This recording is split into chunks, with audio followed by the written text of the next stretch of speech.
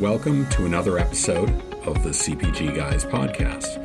Our co-hosts, Sri Rajagopalan and Peter V.S. Bond, explore how brands and retailers engage with consumers online, in-store, and everywhere in between. And now, here are Sri and Peter. Welcome again to the CPG Guys podcast. I'm PVSB, one of the aforementioned CPG guys. I am also the Senior Vice President of Commercial Strategy at Fetch Rewards, the mobile loyalty platform. I'm particularly intrigued by loyalty and the applications of first-party consumption data in the CPG retail industry. My co-host, he is an expert, a thought leader, a luminary in omnichannel commerce, and he's fascinated by retail media and digital marketing. Please welcome the fellow known as Sri. Sri, what's going on, brother? You can see I'm warming up for what is my favorite topic with our guest today, which I won't give away the plot yet. You will.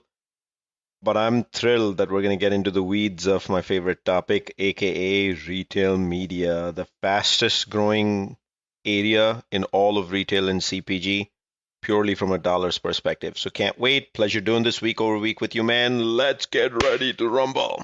I tell you, Sri, and can I just mention, people who are listening on the podcast can't see it, but I love your fashion sense today. That is one smart. I like yours too. I know. We have got, it's almost like we're coordinated. This is awesome. Do you like the highlights between the color here and the color here? It does. It's a contrast. It's nice. It's true black and white, if you notice. A little bit of blue, like bleeding blue in between. You are a fashionista at heart, aren't you, Sri? There you go, man. There you go. And I even got a little bit of red here. You've got a little bit there. Because Bluetooth doesn't cut it for recording. You got to have a wire. We've learned that the hard way, haven't we? All right. So before we get to our guest, Sri, I want to remind our audience that all of our content may be found by simply visiting cpgguys.com. We have a brand new website, all sorts of content that you can filter by topics like retail media, right? We have a merch store if you're desperate to have a CPG Guys t-shirt, or we always give those to our guests too. So one's coming your way, Claire. But we've got water bottles and all sorts of other things. It's just a fun place to learn more about and find the kind of content you're looking for.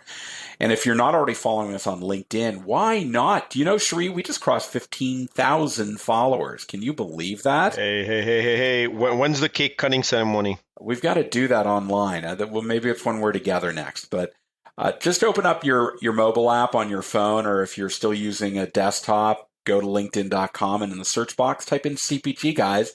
And when you get to our page, click the blue follow button. Then you're privy to everything that we do, like Tuesday's Retail Media Minute with Jeff Malmad, or the Gildenberg Omni Comment on Thursdays, the Fresh Four on Sundays. So much great content there.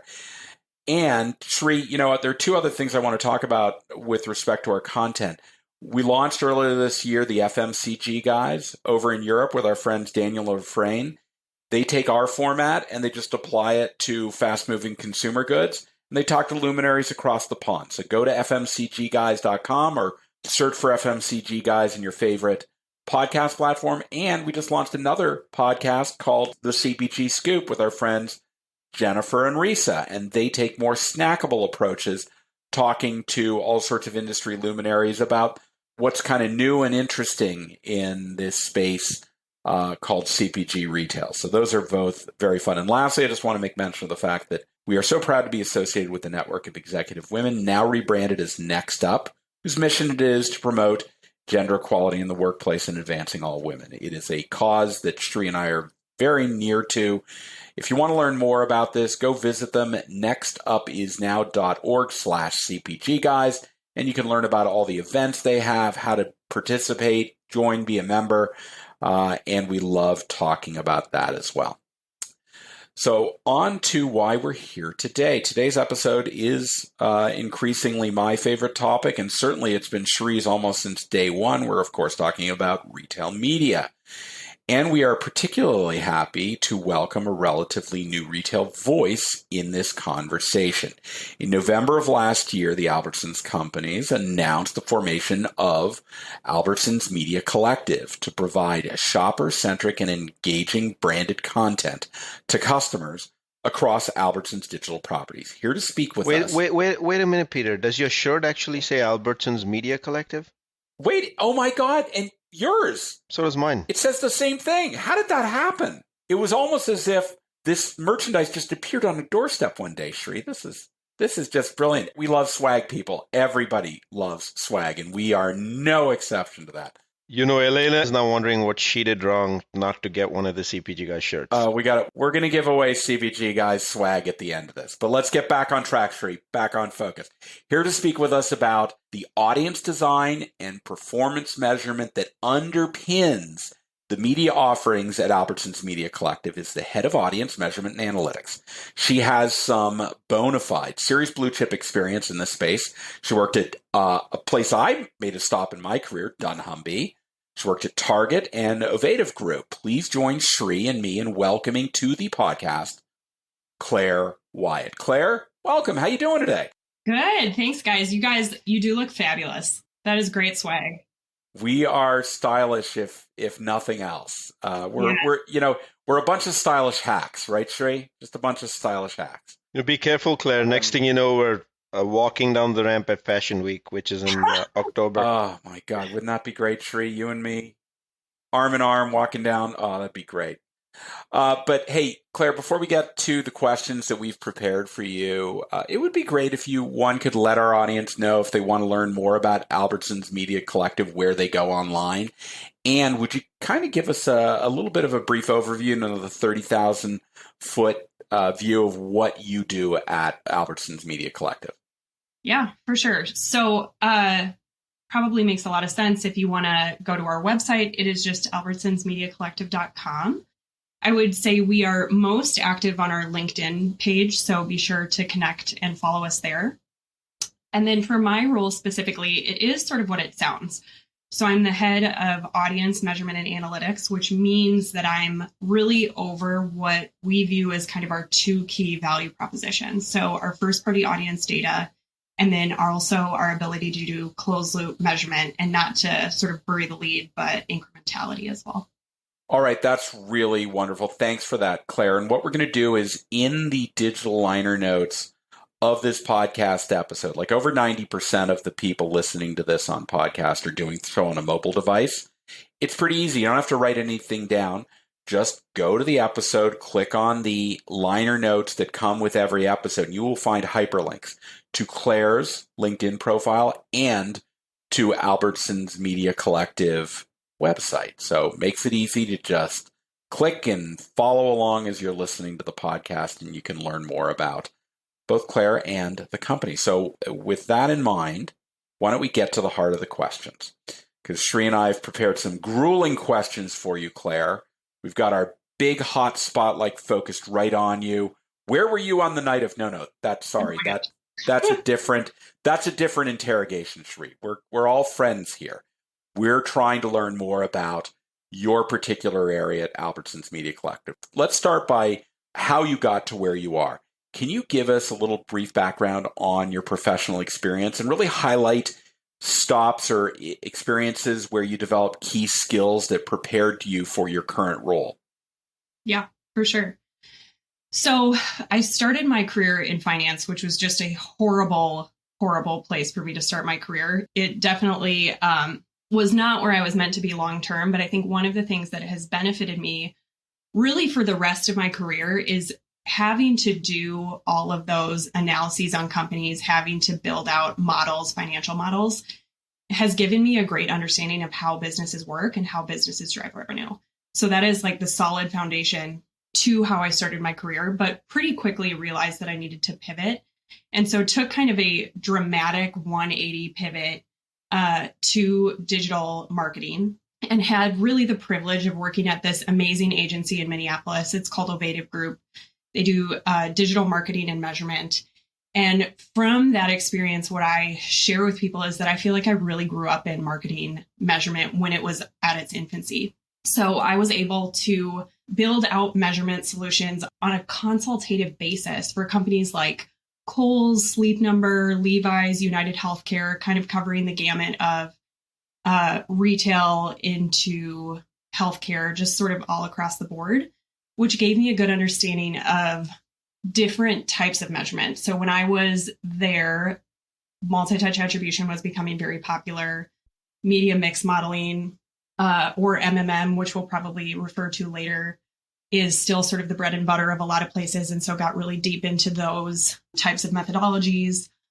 Also, it was very early on. So like looking at, the horrible last click attribution methodologies as well. And from there, I sort of got my kind of career making job offer over at Target. So slightly pre-Roundel rebranding days, was asked to go over and lead marketing measurement strategy for Roundel, which just felt like this amazing kind of career making move in order to do what I love, but then help build out a business. So while I was there, we launched an attributed new guest analysis and attributed basket analysis, which was amazing. But I think one of the things that I realized I missed was leading teams. So I moved over to our analytics and reporting group. And as I was leaving there, I had a team of about 24, and we were owning a little over 60% of Roundel's business. And during that time, I'm a little bit of a busy bee. So I was also getting my MBA part-time at Kellogg, graduated Kellogg, did what every MBA feels like they have to do, and moved into consulting at Dunnhumby for a very brief time. And then pretty quickly, like within a couple weeks after I was at Dunnhumby, reconnected with Christy, who had been the president of Roundel as I was there. And she asked if I would come over and lead analytics at Albertsons Media Collective. And when Christy calls, like, you don't really think about it. You pick up the phone and you just do what she says.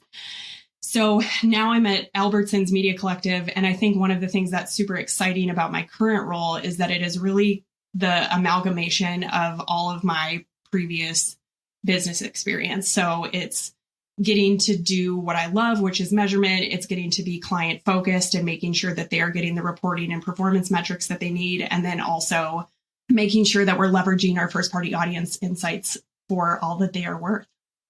Claire, first of all, welcome to the show. Thank you.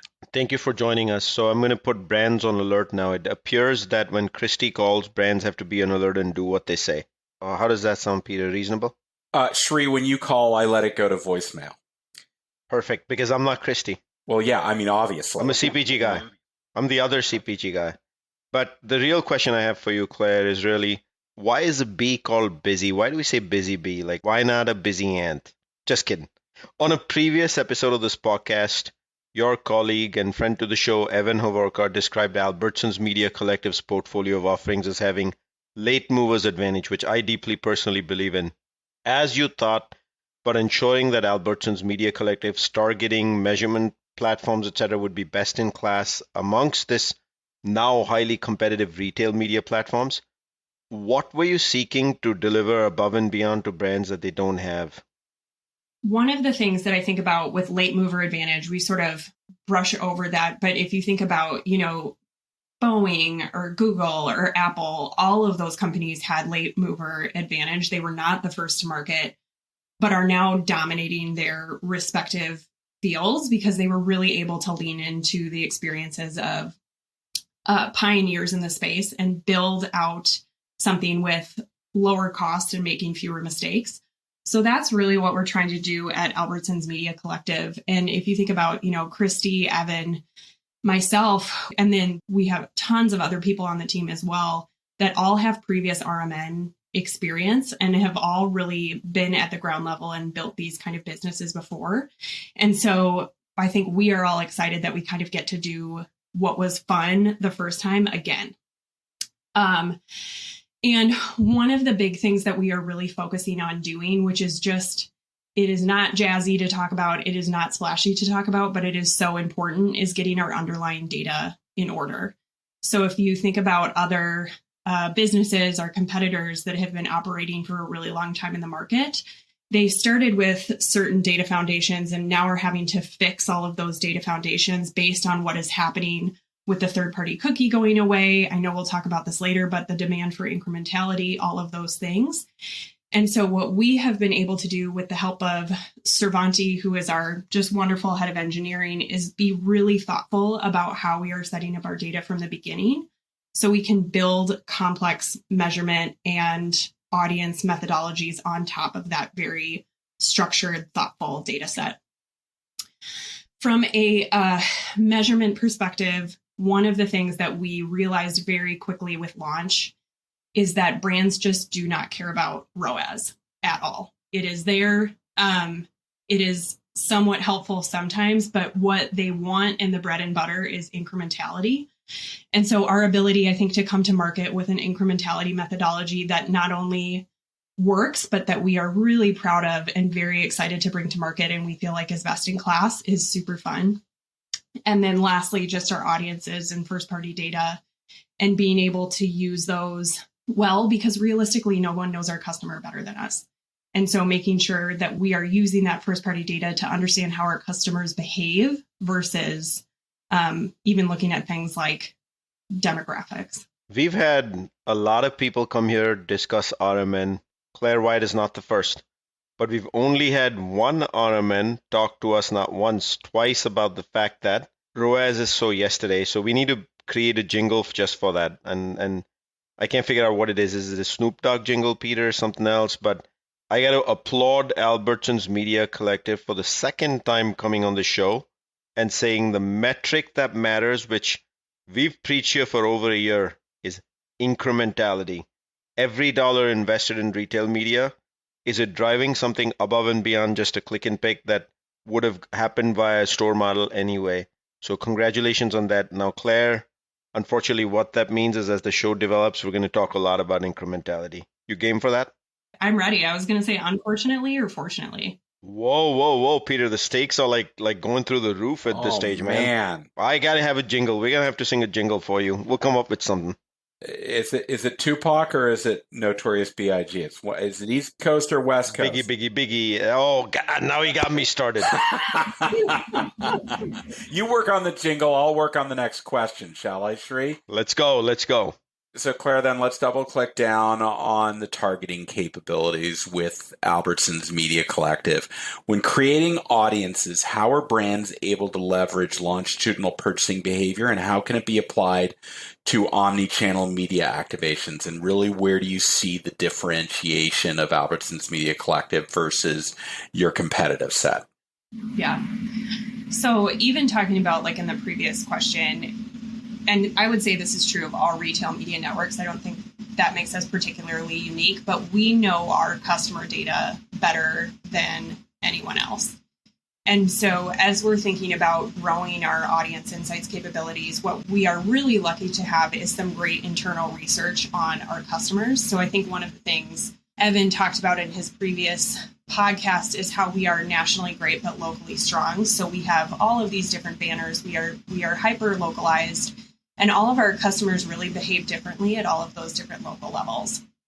So we are leveraging that internal research and even thinking through layering on the way that our customers behave with their purchasing behavior. But ultimately, I would say with our audience insights, we are just scratching the surface of what we are capable of doing and what we're sort of excited to launch in the coming couple months.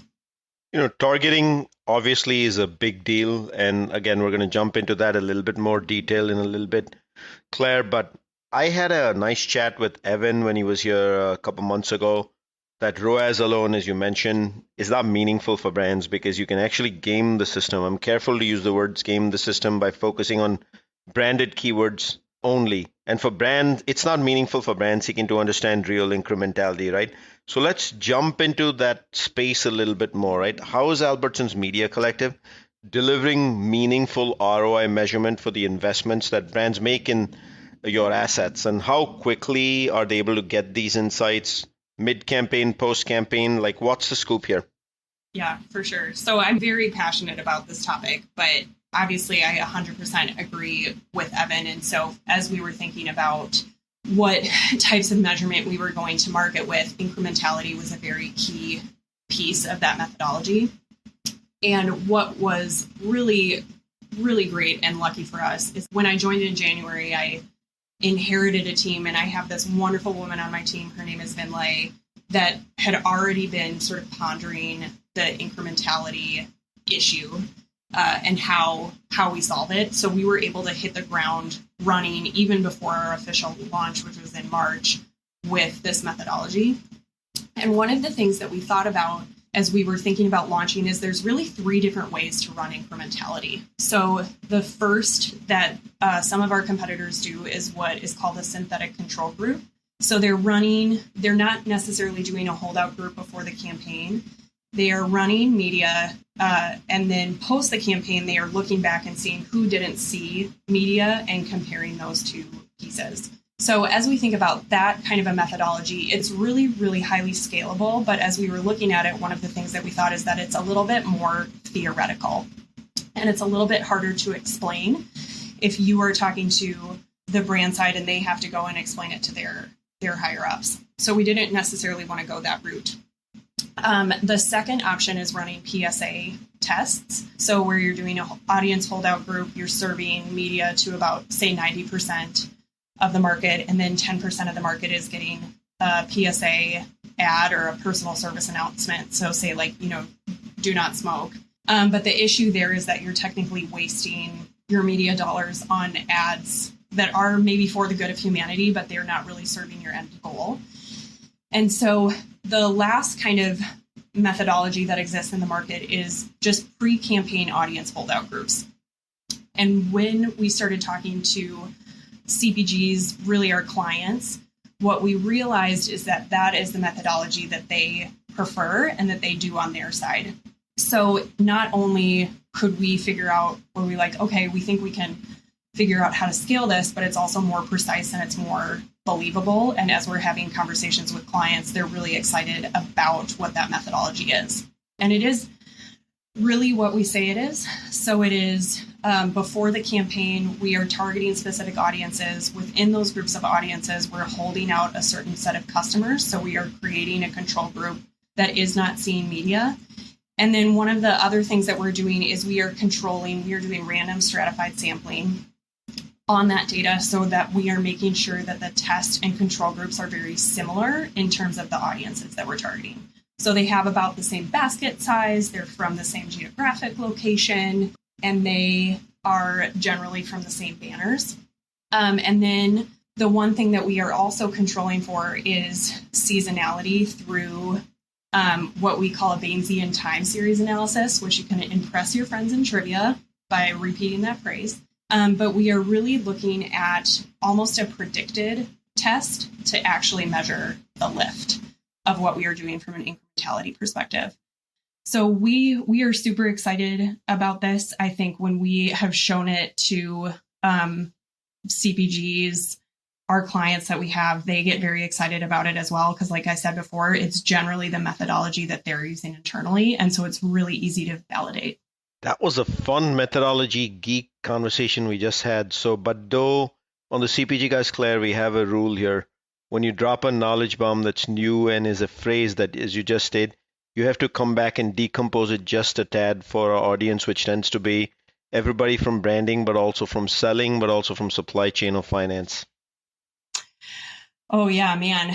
Okay, so this actually happened to me in a meeting the other day where I get so excited and people got really stressed out by my explanation of incrementality.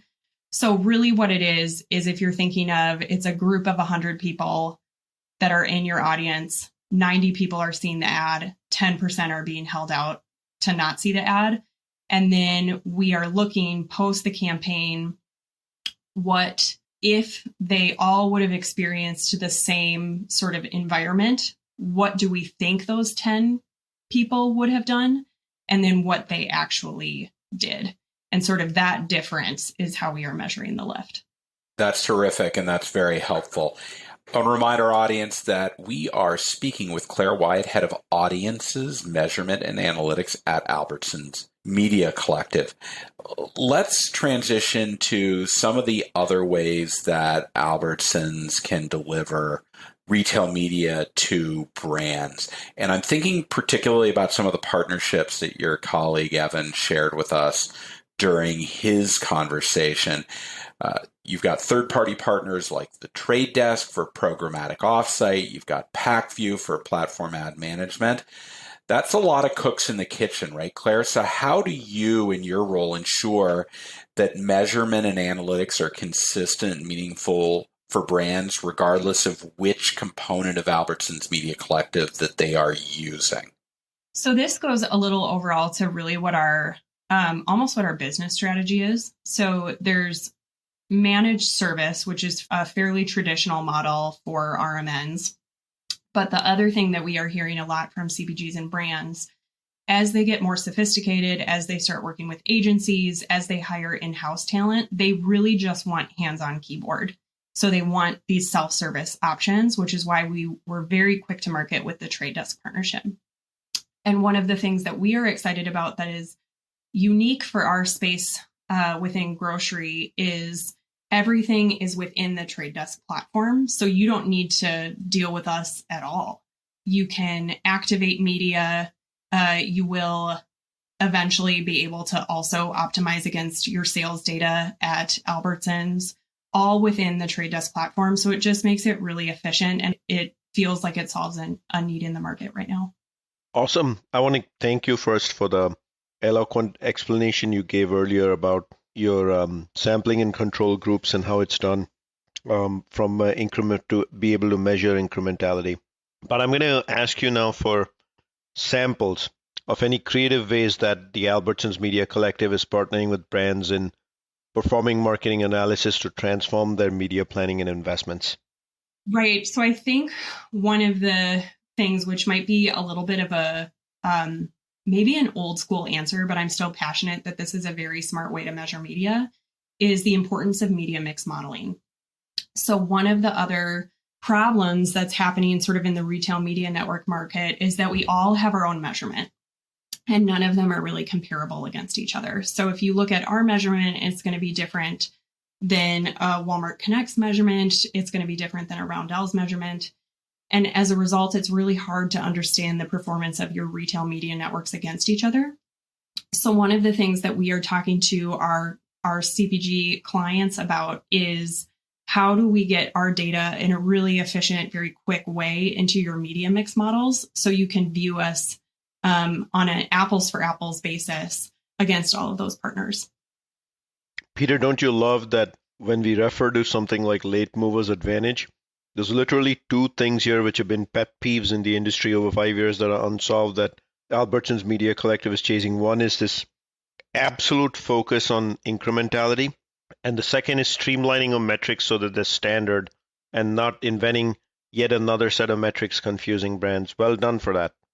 Yeah, I think that's absolutely the appropriate way to go, because brands are spending an enormous amount of money on all sorts of different analytics approaches. And when you can align to something that as an organization they've adopted, the results that you're delivering will make sense to them, and it will make it easier for them to decide that's a place where we want to invest because we're getting the kind of measurement that is relevant to our business.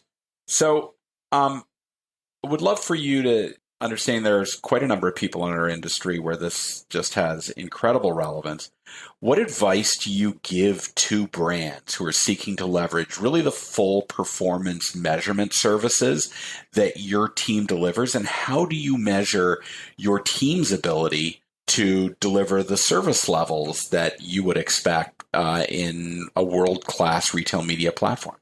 Mm-hmm. Right. So I think one of the things that I feel very lucky about is that in a really quick period of time, we compiled together and I sort of collected just a really talented team. So they have a lot of expertise in retail media networks, a lot of media experience, a lot of retail experience, and they know really how this space works, how performance works, what optimizations to do in order to maximize your performance. And so the first thing that I would say to especially people who are partnering with us, and hopefully we're already doing this without you even having to ask, is make sure that my team is on the call. So make sure that they are having conversations with you, they are presenting performance, they are presenting recommendations based on that performance, because our job is to help all of these campaigns get better over time. And so I think one of the things that we are looking at as a business, because that is our goal, is if we are looking sort of at our collective incremental ROAS, that number should be increasing period over period, year over year. And so that is something that we are just on top of tracking internally to make sure that as a business, we are making the right we should be making individually right choices for the brands, but then also the right choices for the business overall. You may have answered my next question, but I'm going to ask it anyway, which is you just said make sure my team is on the call, but let's get into what happens when somebody brings your team in to the call. How does your specific team, I assume there are account teams for each brand, but how does your specific team support brands seeking to leverage the measurement offerings you've kind of referred to? And then what's next? Where are you looking to enhance your offerings in the near future? Yeah. So we have a couple different options of ways to engage. So like I was talking about earlier with managed service and self-service, one of the demands that we are hearing CPGs have is they want access to the data pretty immediately. So we have our hub, which has near real-time access to the data. So CPGs, clients, agencies have hand-on-keyboard access to media metrics, and then, plug your ears, but ROAS almost immediately after a campaign launches, and can do sort of self-service analysis there. But then post the campaign, my team is coming in and helping build out wrap reports for campaigns. So about 3 to 4 weeks post-campaign launch, if a wrap report doesn't include incrementality, we're able to provide that and can meet with the client and provide recommendations.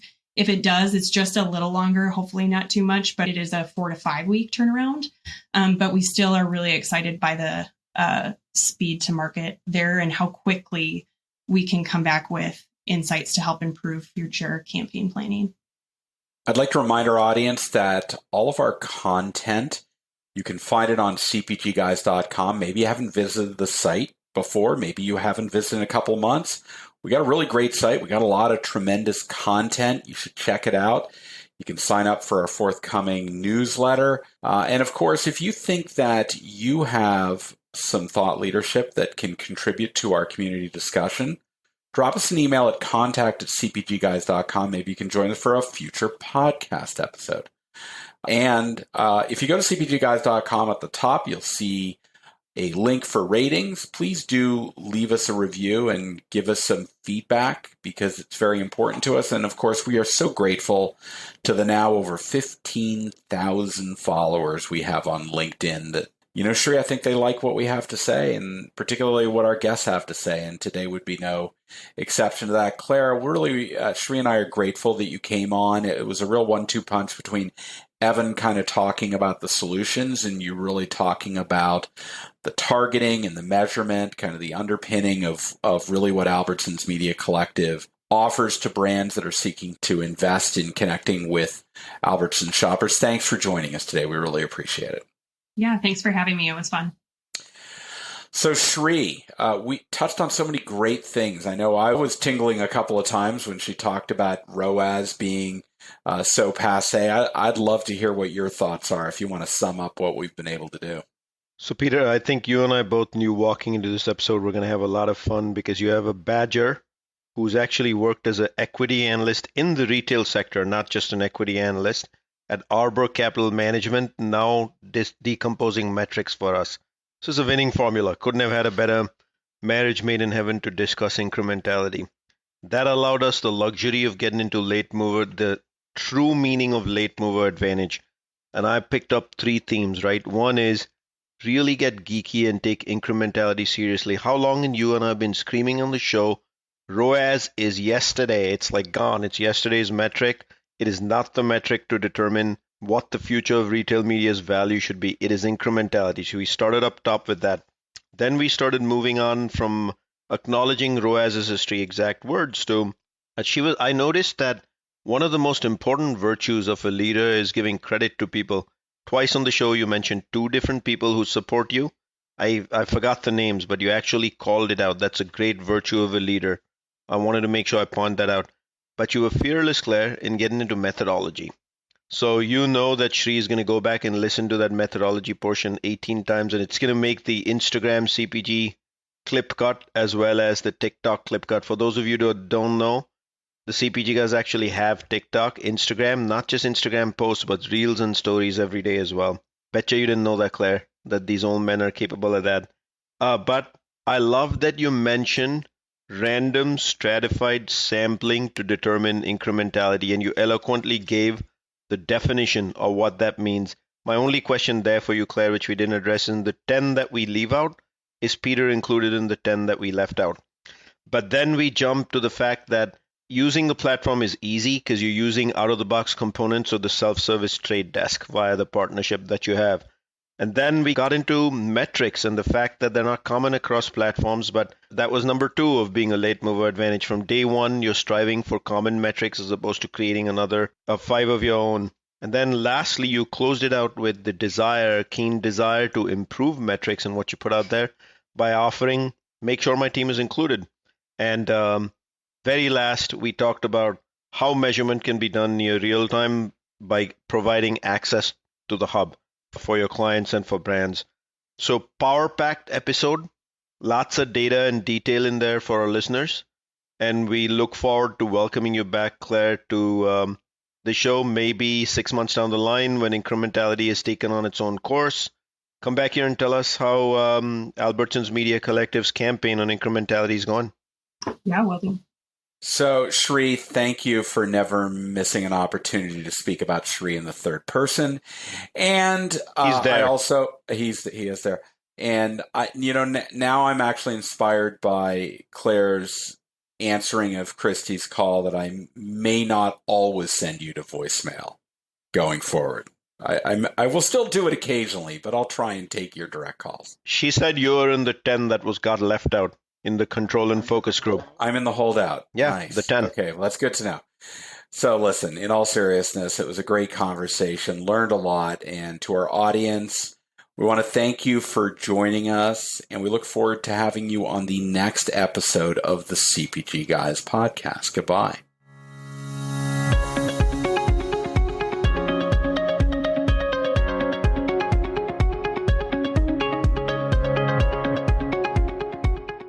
The content in this podcast episode is provided for general informational purposes only. By listening to our episode, you understand that no information contained in this episode should be construed as advice from CPG Guys LLC or the individual author, hosts, or guests, nor is it intended to be a substitute for research on any subject matter. Reference to any specific product or entity does not constitute an endorsement or recommendation by CPG Guys LLC. The views expressed by guests are their own, and their appearance on the program does not imply an endorsement of them or any entity they represent. The views expressed by CPG Guys LLC do not represent the views of their employers or the entity they represent. CPG Guys LLC expressly disclaims any and all liability or responsibility for any direct, indirect, incidental, special, consequential, or other damages arising out of any individual's use of, reference to, or inability to use this podcast or the information we present in this podcast.